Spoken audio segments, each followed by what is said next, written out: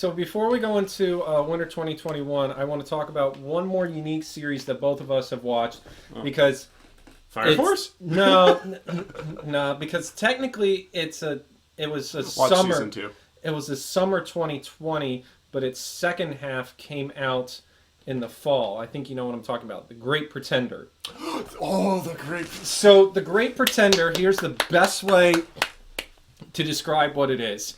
It is a cross between Catch Me If You Can meets The Italian Job. That's actually, that's a good comparison. So the reason why it's a little unique, and we're talking about it here with our fall wrap-up, is episodes 1 to 14 were released in July, and that was the first 3 story arcs.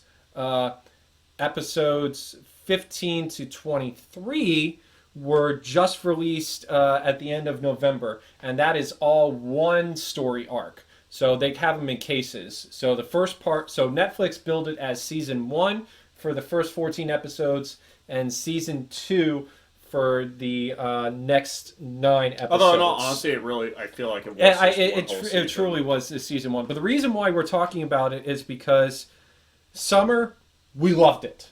Yes. Each story arc build upon the stuff. The comedy was there. The plot was there. We were kept on our toes. The characters were lovable. There was twists. There was turns. Laurent Laurent's an asshole. Laurent is a lovable asshole. Why did you bring this guy in? Well, we needed an Asian doctor. Well, you fit the bill.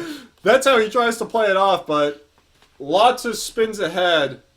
Laurent always had a master plan. It's one of those... So the good news is each of the story arcs specifically builds a character on the team.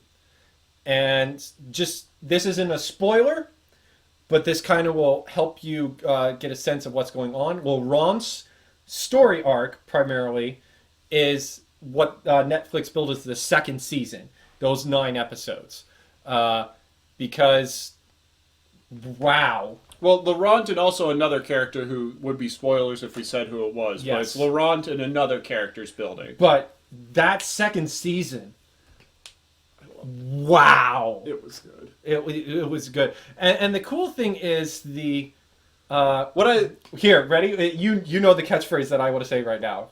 Ready? Okay. 1, 2, 3. I'm a confidence man! Wow.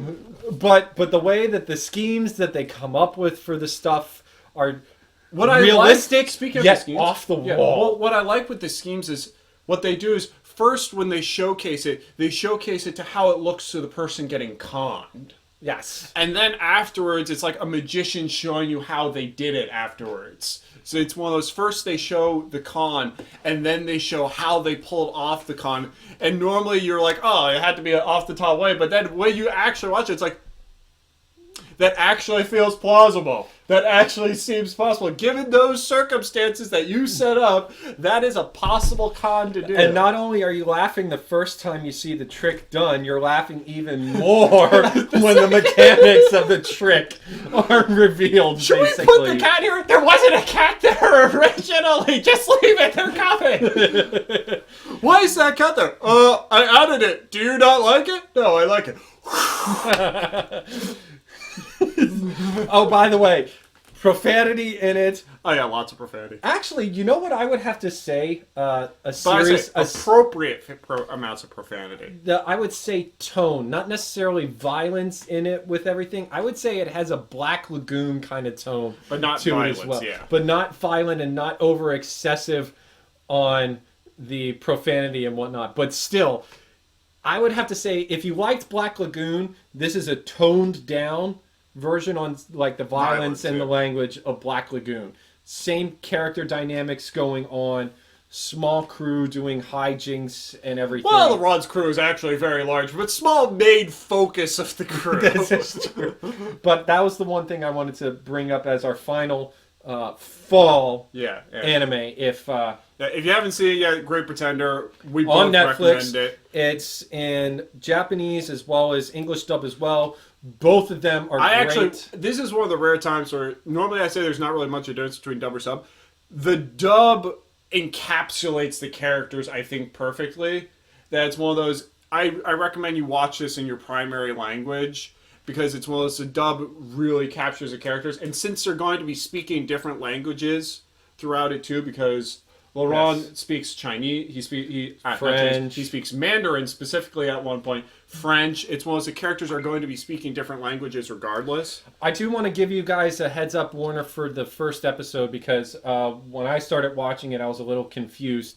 If you click English dub when you're watching it for the first episode, there is going to be some subtitled parts for the first part, and you're going to think, wait, did I actually click English dub? Yes, you did. Just bear with it for the first 5 minutes. It's Trust me. Well, as we say, it's because he's actually, it's one of those, in that context of the scene, which is what I love, he's actually speaking Japanese in that scene. It's because it's Japanese because he's supposed to be speaking Japanese, and that'll get lost on you if you watch it in the Japanese version. Exactly. But that I just want you to bear with it because I originally got confused for a second. I had to go back and I'm like, no, it isn't. And then like about 2-3 minutes later, I was like, oh, okay, this makes sense now. Yeah, it was good.